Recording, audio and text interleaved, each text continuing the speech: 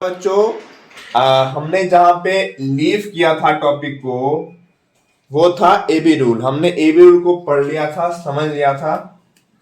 क्या होता है एबी रूल? अगर एक चीज बढ़ती है तो दूसरी चीज घटेगी। ओके, तो जो आज हम पढ़ने वाले हैं ये हम पढ़ेंगे आज एक टॉपिक, वो होगा price consumption and expenditure. Price consumption and expenditure. तो आज हम ये टॉपिक पढ़ने वाले हैं कि प्राइस कंजप्शन एंड एक्सपेंडिचर, मतलब कि अगर प्राइस बढ़ेगा तो कंजप्शन कम होगा, तो एक्सपेंडिचर पे क्या अंतर पड़ेगा। अगर प्राइस कम होगा कंजप्शन बढ़ेगा, तब अंतर क्या होगा। ओके, तो अगर हम इसमें देखें, अगर हम इस टॉपिक में देखें प्राइस कंजप्शन एंड एक्सपेंडिचर में, तो प्राइस इनटू कंजप्शन को हम क्या बोलेंगे, मतलब कि जितने का सामान है, जितना हम खपत कर रहे हैं उतने, कोई तो बोलेंगे कि इतना खर्चा हुआ है। मान लीजिए 20 रुपए का सामान है, 4 यूनिट खा रहे हैं, तो 20 चौके कितना हो गया, 80। तो इतना हमने खर्च किया, मतलब इतना हमने एक्सपेंड कर दिया। ओके, तो जैसे मान लीजिए, और हमेशा हमेशा प्राइस और कंजप्शन क्या होंगे, एक दूसरे के अपोजिट। क्यों होंगे अपोजिट? क्योंकि अगर प्राइस बढ़ेगा तो कंजप्शन तो जाहिर सी बात है कमी होगी। फॉर एग्जांपल, अगर मान लीजिए पहले प्राइस आटा का था, पहले आटे का प्राइस था 20 रुपए पर केजी, 20 रुपया पर केजी। अब आटा का प्राइस हो गया है 20 रुपया पर केजी था पहले, तो हम लोग खाते थे 5 किलो। ठीक, अब मान लीजिए अब उसी आटा का प्राइस हो गया है 40 रुपया पर केजी। तब हम कितना खाएंगे? तब हम खा रहे हैं मान लीजिए तब मान लीजिए हम खा रहे हैं 2.5 किलो। तो प्राइस बढ़ेगा, कंजप्शन कम होगा, प्राइस कम होगा, कंजप्शन बढ़ेगा। तो इसलिए हमेशा प्राइस एंड कंजप्शन एक दूसरे के क्या होंगे, अपोजिट होंगे। प्राइस एंड कंजप्शन हमेशा एक दूसरे के अपोजिट होंगे। फॉर एग्जाम्पल, अगर हम एक क्वेश्चन लें, अगर हम एक क्वेश्चन लें इसी टॉपिक का, प्राइस एंड कंजप्शन का, तो मान लीजिए कि क्वेश्चन है कि प्राइस ऑफ जो दाल है, price of dal is increased by 25%। अगर प्राइस, दाल की प्राइस 25% से इंक्रीज हुई है, तो हमें पूछा है so how much percentage consumption will decrease. Consumption will decrease. अब ये इसने क्वेश्चन में साफ कर दिया है कि प्राइस बढ़ा तो कंजप्शन कम हुआ, लेकिन क्वेश्चन में क्या पूछा है कि कंजप्शन कितना परसेंट डिक्रीज होगा, और दिमाग में रखते हुए कि जो एक्सपेंडिचर होगा वो दोनों केस में सेम होगा। ये हमारा क्वेश्चन है कि price of dal is increase by 25%, so how much percent consumption will decrease so that expenditure will remain same. तो मान लीजिए इसमें क्या करेंगे, मान लीजिए कि 25% मतलब क्या होता है, 25% मतलब 1/4,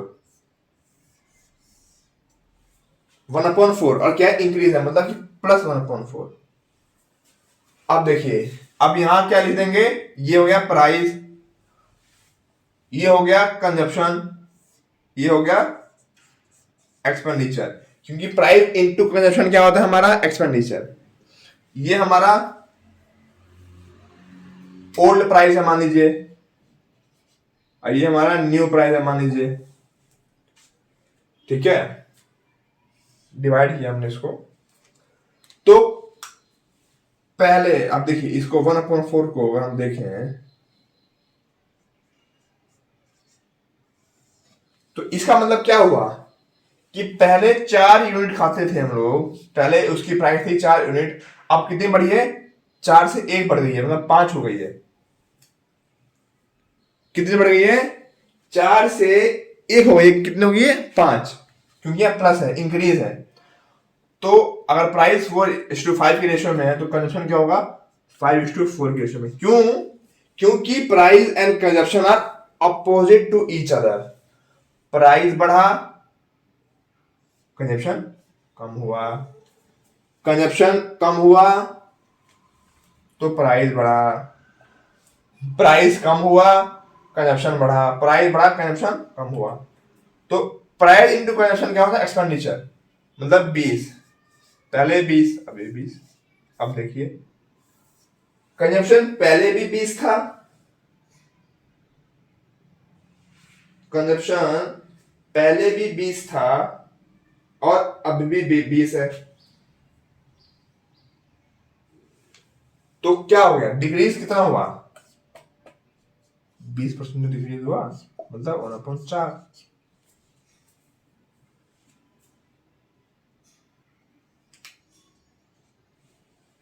कितना हुआ, 20%, 1/5 क्या बोलते हैं, 20% डिक्रीज हुआ। अगर यही मान लीजिए, अगर इसी कॉन्सेप्ट को अगर एबी रूल से करें, इसी कंसेप्ट को एबी रूल से करें तो क्या होगा, क्या है ये, प्राइस, ये क्या है, कंजप्शन। अब क्योंकि यहां पे एक डिक्रीज है एक इंक्रीज है, प्राइस कितना बढ़ा, 25%, मतलब +1/4, तो ये कितना हुआ, न्यूमरेटर एज इट इज, ये माइनस में होगा, मतलब डिक्रीज मतलब माइनस।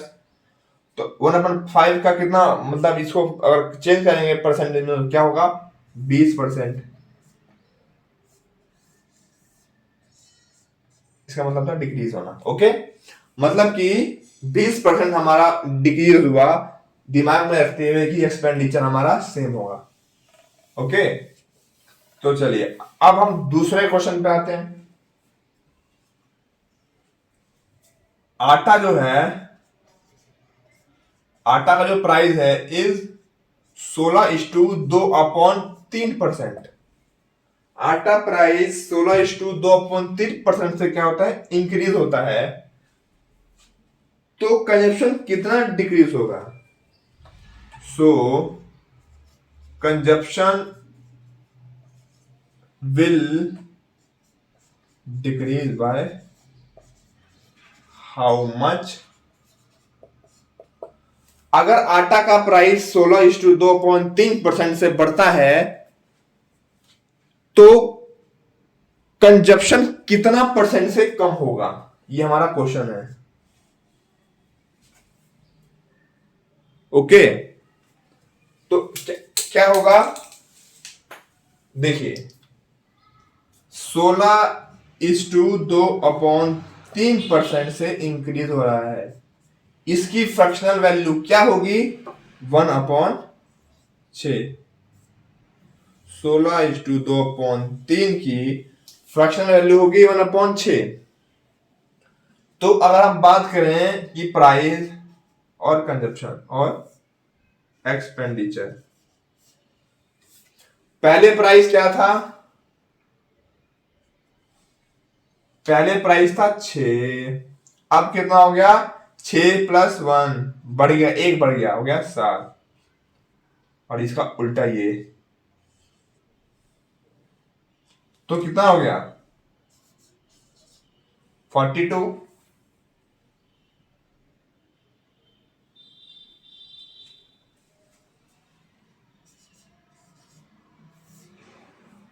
42। अगर हम इसको एबी रूल से देखें, अगर इसको एबी रूल से अगर हम देखें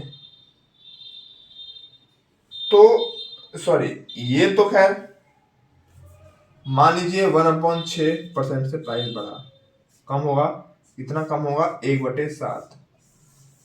1/7 की जो वैल्यू होती है इसको ऐसे भी कर सकते हैं, और इसको 1/7 की वैल्यू होती है 14:2 इतना परसेंट क्या हुआ, डिक्रीज हुआ। ठीक है, अब चलिए एक आपको सक्सेसिव चेंज है, सक्सेसिव जो हमारा चेंज है उसका एक टॉपिक हम कराते हैं आपको। ओके, एबी रूल तो हमारा हो गया, एबी रूल भी ओवर हो गया। अब बारी आती है किसकी,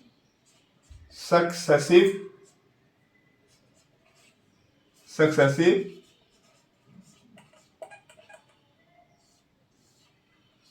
अब आप लोग बोलेंगे कि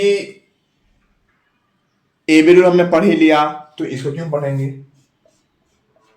तो ये एबी रूल से थोड़ा सा फास्ट वर्क करता है, ज्यादा हम लोग को कैलकुलेशन करने की जरूरत नहीं पड़ती इसमें, तुरंत तुरंत जो हमारा क्या होता है वो आंसर आ जाता है। इसमें हम सक्सेसिव चेंज में हम क्या डील करते हैं, इसमें हम डील करते हैं इंक्रीज डिक्रीज इन एरिया और वॉल्यूम और पेरीमीटर।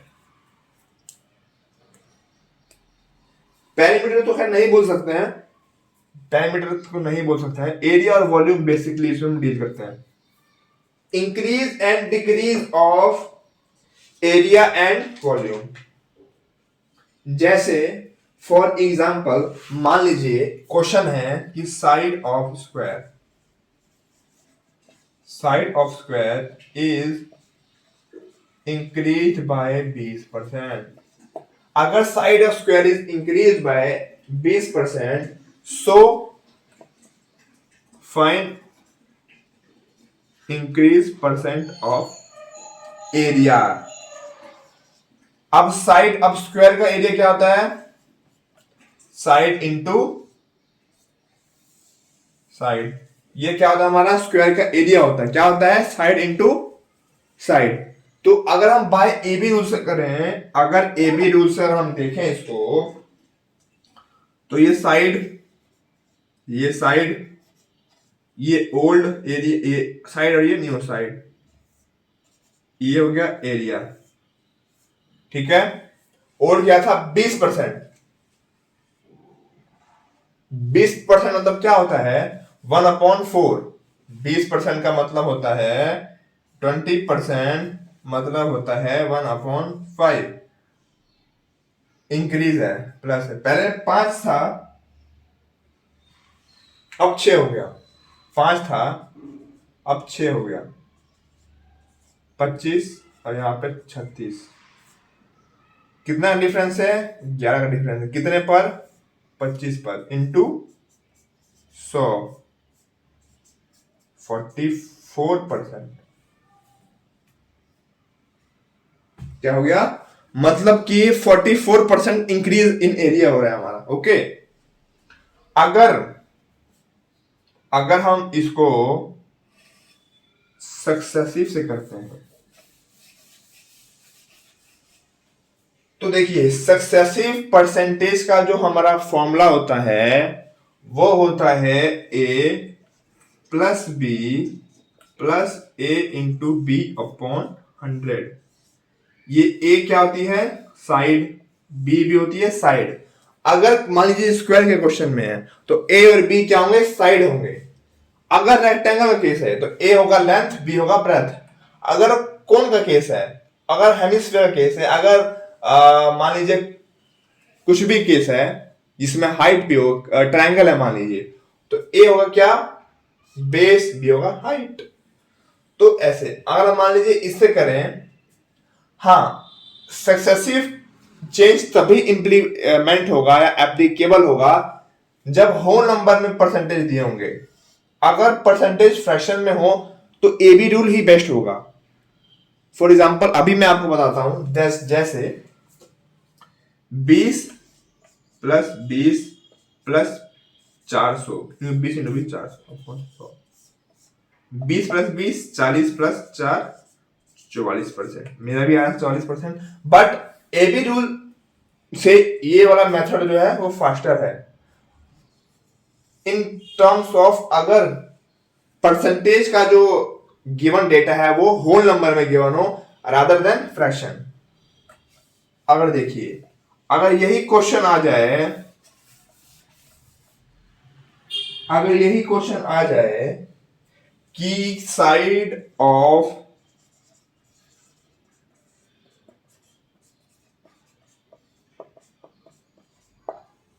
अभी क्या आ गया, फ्रैक्शन में आ गया कि इतना परसेंट मोर है तो एरिया में कितना परसेंट मोर होगा।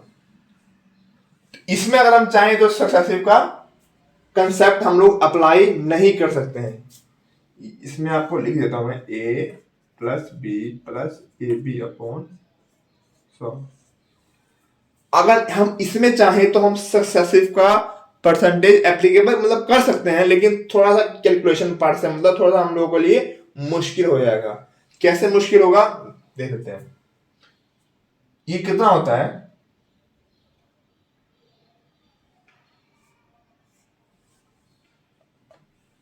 ये होता है 1/6, 1/6, ठीक है। बट देखिए 16:2/3 प्लस 16:2/3 प्लस 16:2/3 इंटू 16:2/3/100। तो आप देखिए कितना ये हम लोग को सॉल्व करना पड़ेगा तब आके हमारा आंसर आएगा। बट अगर हम ए बी रूल से इसको कर दें सॉल्व तो बहुत आसानी से हो जाएगा। कैसे, ये परसेंटेज का वैल्यू होता है 1+6, ठीक है। मतलब कि पहले अगर साइड 6 थी तो कितने हुई 7, 6 थी तो कितने हुई 7, 36 और ये 49। इन दोनों के बीच में कितने का डिफरेंस है, 13 का। कितने पे, 36 पे इंटू 100, ठीक है।